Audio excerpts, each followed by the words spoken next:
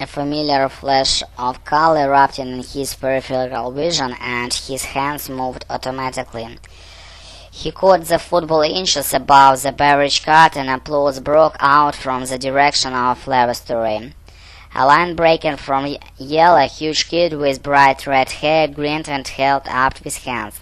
Fast hands. If you weren't the size of my left testicle, we'd all be in real trouble.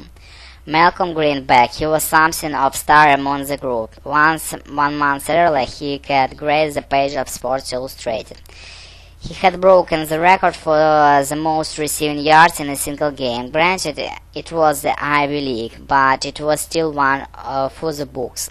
It had gotten him into the cover of his hometown paper, and even a couple of phone calls from professional teams. Scouts from New York Giants had even visited his mother and stepfather. But Malcolm knew that despite the accolades, the pros were a long shot. As the Yale had impaled, he just wasn't big enough. 5'8", a shade under 180 pounds, he was fast, but was he fast enough to keep himself from getting killed by someone's 300-pound tackle?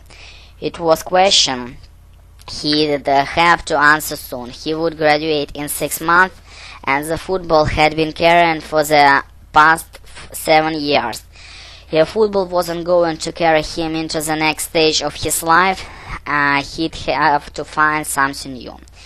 And if monsters like you could learn how to read, Malcolm said, as he tossed the football in a perfect spiral toward Linebreaker's head, you'd be running to the world. Tucker began dealing with the cards as the plane bent onto the left, crossing the Bering Strait, and continued on down the coast of Russia. Only 6 more hours or so, Malcolm would be staying out of the plane in Tokyo. It was a place that he had never thought he'd go. His family was third-generation, small-town New Jersey. His view of Japan, like of most of Americans, had been painted entirely by television and the movies.